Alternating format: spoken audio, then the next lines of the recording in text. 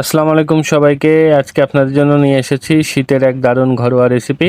যদিও এখন শীতকাল না, কিন্তু মালয়েশিয়াতে সারা বছরই শীতের সবজি পাওয়া যায়।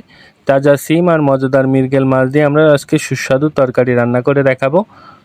গরম ভাতের সাথে এই রান্নার স্বাদ একবার খেলে ভুলতে পারবেন না। তাহলে চলুন দেখে নেওয়া যাক কীভাবে খুব সহজে তৈরি করবেন এই সুস্বাদু রেসিপিটা। প্রথমে আমরা রান্নার জন্য প্রয়োজনীয় উপকরণগুলো রেডি করে নেব। রান্নাটা করার জন্য এখানে আমরা আধা কেজি পরিমাণ সিম নিয়েছি। সিমটা আমরা প্রথমে কেটে ধুয়ে পরিষ্কার করে রেডি করে নিয়েছি। রান্নাটা করার জন্য এখানে আমরা একটা বড় সাইজের পেঁয়াজ কুচি করে নিয়েছি, একটা আলু লম্বা করে স্লাইস করে কেটে নিয়েছি, 7-8 কোয়া রসুন বাটা নিয়েছি এবং 15-16টা কাঁচামরিচ বেটে নিয়েছি। রসুন এবং কাঁচামরিচটা আমরা বেটে নিয়েছি, বেটে নিলে কিন্তু রান্নার স্বাদটা অনেক বেশি আসবে। এবং একটা বড় সাইজের টমেটো নিয়েছি, এটা আমরা রান্নার শেষে লম্বা করে স্লাইস করে কেটে দিব। সিম রান্নার টেস্ট হওয়ার জন্য কিন্তু টমেটো এবং ধনেপাতা কিন্তু মাস্ট লাগবেই। টমেটো এবং ধনেপাতা না দিলে কিন্তু সিম রান্নাটা সুন্দর হবে না। সিমটা আজকে আমরা রান্না করব মৃগেল মাছ দিয়ে। মৃগেল মাছটা কিন্তু খুবই সুস্বাদু একটা মাছ। মাছটা আমরা প্রথমে কেটে ধুয়ে পরিষ্কার করে নিয়েছি। এখানে আমরা 5 পিস মাছ লবণ হলুদ মেখে ম্যারিনেট করে 10 মিনিট রেখে দিয়েছিলাম। এবার আমরা মাছটা ভেজে নিব। তাহলে চলুন শুরু করা যাক রান্না। প্রথমে আমরা একটা প্যানের মধ্যে দিয়ে দিব তেল। তেলটা গরম হয়ে গেছে, এবার আমরা দিয়ে দিব মাছগুলো আমরা উল্টে উল্টে দুই পাশে ভালো মতো ভেজে নিতে হবে। বাংলাদেশে আমাদের এটা নদী খালের মাছ হলে কিন্তু অতিরিক্ত ভাজা লাগে না, কিন্তু মালয়েশিয়ার মাছটা কিন্তু চাষের মাছ। আমরা মাছটা কিন্তু একটু কড়া করেই ভেজে নিব, দুই পাশে উল্টে উল্টে কড়া করে ভেজে নিব। মাছটা ভাজা হয়ে গেছে, এবার মাছগুলোকে আমরা তেলের থেকে উঠাই নিব একে একে।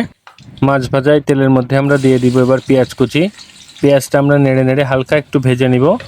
পেঁয়াজটা হালকা একটু ভাজা ভাজা হলে আমরা এর ভিতরে দিয়ে দিব কাঁচামরিচ বাটা, রসুন বাটা। দিয়ে কাঁচামরিচ রসুন বাটাটা পেঁয়াজের সাথে আমরা ভালো মতো ভেজে নিব যতক্ষণ না রসুনের কাঁচা স্মেলটা চলে যেয়ে খুব সুন্দর একটা ভাজা স্মেল আসা শুরু হয়। ততক্ষণ আমরা কাঁচামরিচ রসুন এবং পেঁয়াজটা লো হিটে নেড়ে নেড়ে একটু ভেজে নিব। পেঁয়াজ রসুনটা ভাজা হয়েছে, এবার আমরা দিয়ে দিব গুঁড়া মশলা। গুঁড়া মশলার জন্য আমরা এখানে নিয়েছি 1/2 টেবিল স্পুন হলুদের গুঁড়া, 1/2 টেবিল স্পুনের থেকে একটু বেশি জিরার গুঁড়া এবং 1/2 টেবিল স্পুন ধনিয়ার গুঁড়া। মশলাটা খুব ভালোভাবে কষানো হয়ে গেছে, এবার আমরা দিয়ে দিব সিমের পরে আমরা এবার দিয়ে দিব আগে থেকে কেটে রাখা আলুটা। দিয়ে আলু এবং সিমটা মশলার সাথে নেড়ে নেড়ে ভালোভাবে মিক্স করে নিব। এবার আমরা সিমটা কষায় নেওয়ার জন্য দিয়ে দিব আধা কাপ পরিমাণ পানি।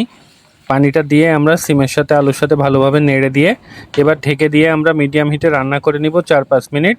তাহলে সিমটাও সেদ্ধ হয়ে যাবে এবং আমাদের কষায় নেওয়াটাও হয়ে যাবে। সিমটা আমরা ঢেকে দিয়ে 5 মিনিট রান্না করে নিলাম। দেখতে পাচ্ছেন আমরা যে পানিটা দিয়েছিলাম পানিটা কিন্তু শুকায় আসছে।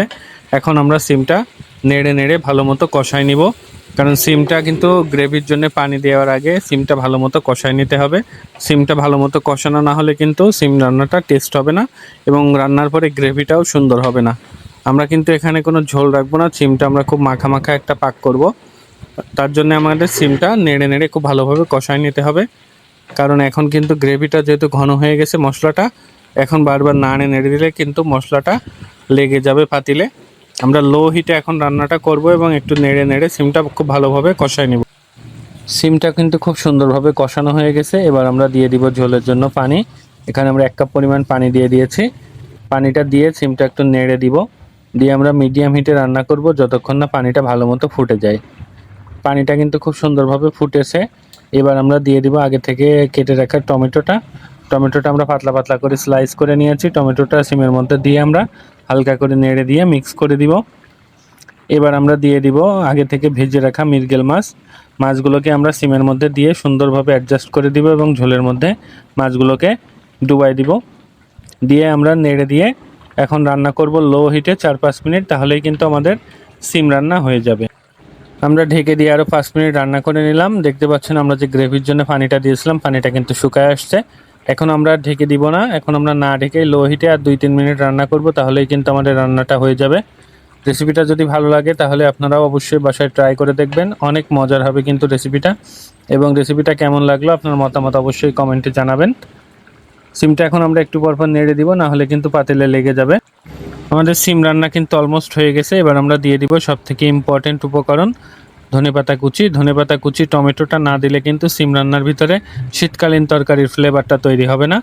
ধনেপাতা কুচিটা দিয়ে আমরা জাস্ট 2 মিনিট রান্না করব, তাহলে আমাদের সিম রান্নাটা হয়ে যাবে।